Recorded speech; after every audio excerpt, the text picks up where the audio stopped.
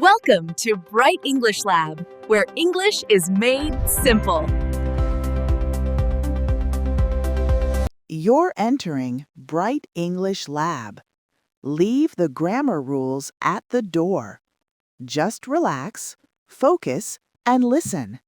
It's time for English to finally make sense. Hello, and welcome to Bright English Lab. I'm Alex. And I'm Emma. We are so happy you are here with us today. Alex, can I ask you a question? Of course, Emma. What are you thinking about right now? That's a good question. I'm thinking about the future. Me too. The future is an exciting thing. It's full of dreams, plans, and goals. It's where all our hopes live. Exactly.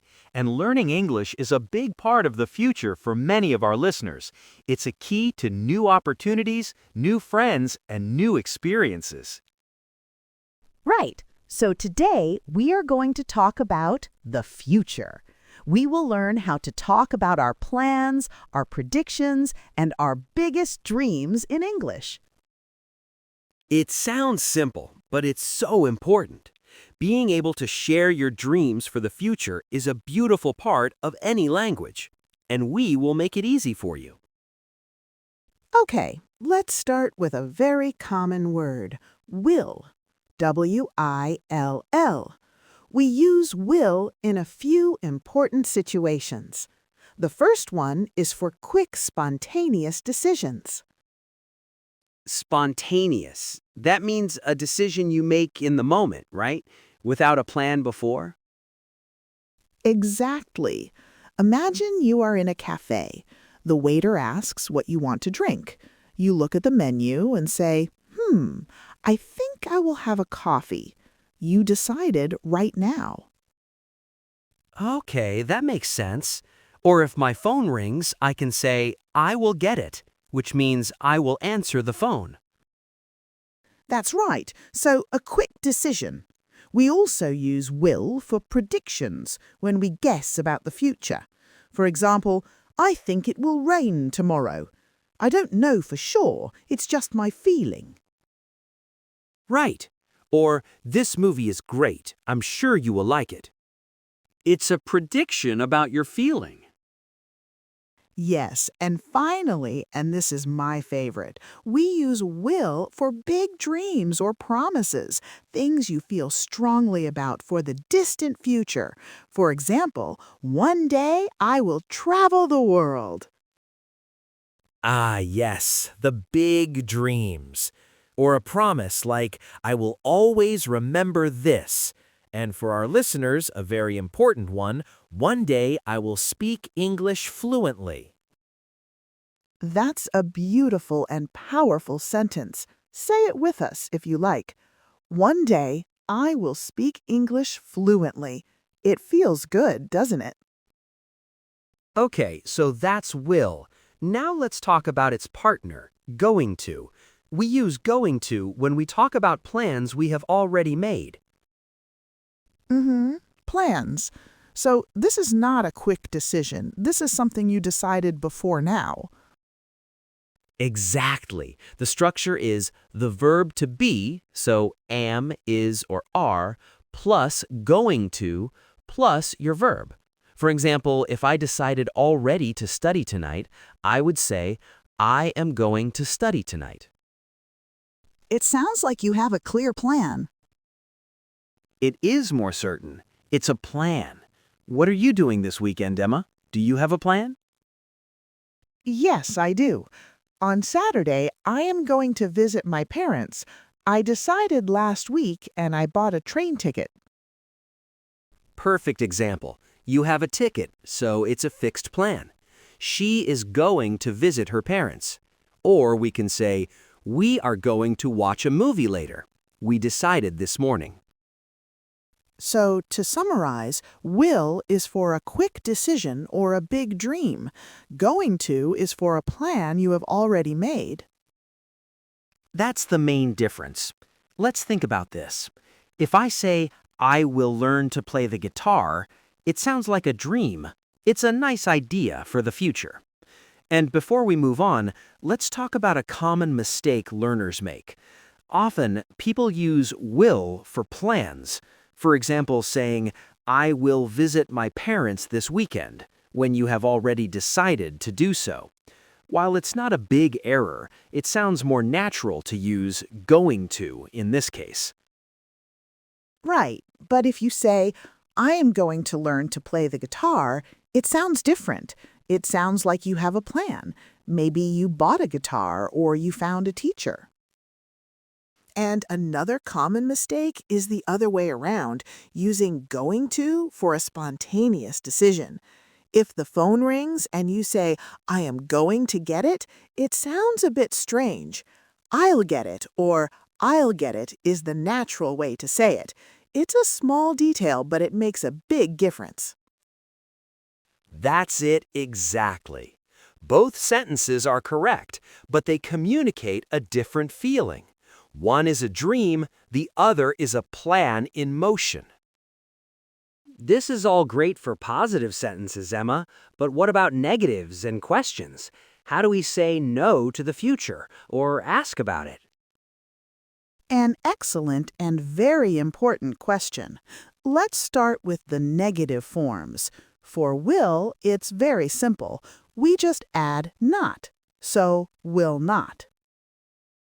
But in everyday conversation, we almost always shorten this to won't. W-O-N''T. For example, I am very tired today, so I won't go to the gym. Right, so I won't be late for the meeting is a promise. And for predictions, don't worry, the exam won't be too difficult. For going to, we add not after am, is, or are. So, am not going to, is not going to, are not going to. For example, she is not going to the party tonight because she has to work. Exactly, and we can shorten is not to isn't and are not to aren't. So it's very common to hear, we aren't going to the cinema tonight. Before we continue, let me tell you something quickly. If you want to keep improving your English, hear new lessons like this every week, and feel more confident when you speak, make sure to subscribe to Bright English Lab so you don't miss future episodes. And if this lesson is helpful for you right now, giving it a thumbs up tells YouTube that this kind of clear, practical English content is useful, and it helps other learners find it too. All right, let's continue. So, we have dreams with will, and we have plans with going to. And this is so important for language learners. It's good to have a big dream, like, I will live in an English-speaking country one day. That's a wonderful dream, but dreams need plans to become real. So you need to ask yourself, what am I going to do to make that happen? That's the key. So your plan could be, I am going to study for 30 minutes every day, or I am going to find a language partner online. These are small, real steps. Yes, the dream gives you motivation, the will, and the plan gives you direction, the going to. You need both. Now, to talk about our plans and dreams, we need time expressions, words that tell us when in the future. Of course, these are very useful words. Let's go through some common ones. You can repeat them after me if you like. Tomorrow, Tonight, next week, Next month. next year. we can use these easily with our future sentences. For example, I am going to call my friend tomorrow. Or she is going to start her new job next month. What about longer periods of time? Good question. We can say things like in 2 days or in 5 years. For example, we are going on holiday in 3 weeks. And this is great for our big dreams with will. In 10 years, I will have my own business. That's a fantastic goal. Using these time expressions makes your future sentences much clearer and more specific. So take a moment right now and think about your future. What is one big dream you have? What is something you will do one day? Hold that dream in your mind. It's important. Now think of one small plan. What are you going to do tomorrow to move a little closer to that dream or just to improve your life? It can be very simple. I am going to learn 5 new English words tomorrow. That is a fantastic, powerful plan. Yes, every big journey is made of small steps. Your English journey is the same. You have the big dream, I will be fluent, and you have the small daily plans, I am going to practice. And every time you complete one of those small plans, you should feel proud. You are building your future, one sentence at a time. Okay, let's do a quick review to make sure everything is super clear.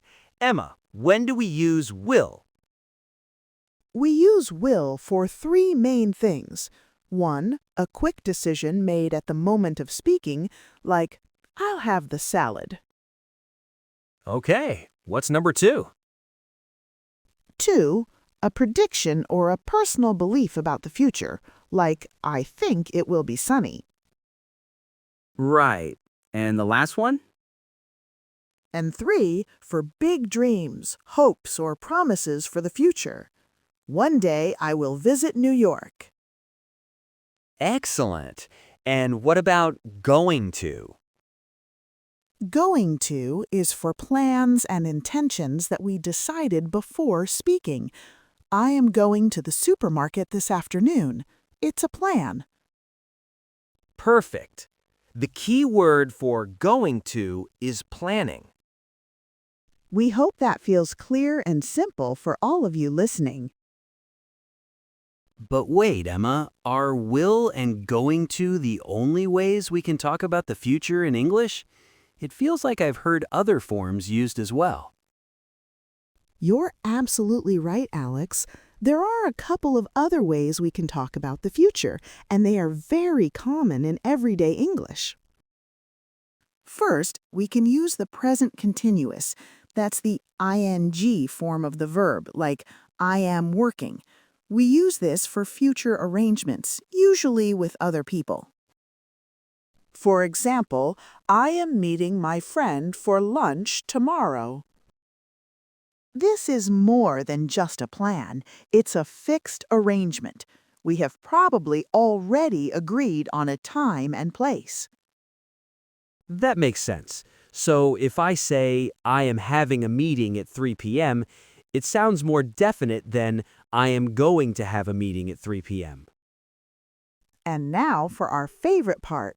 We want you to practice. Please write a comment below and tell us about your future. Tell us one thing you are going to do tomorrow, and then tell us one big dream you have for your future. Try to use going to for your plan and will for your dream. For example, I'm going to study English tonight, and one day I will speak English fluently.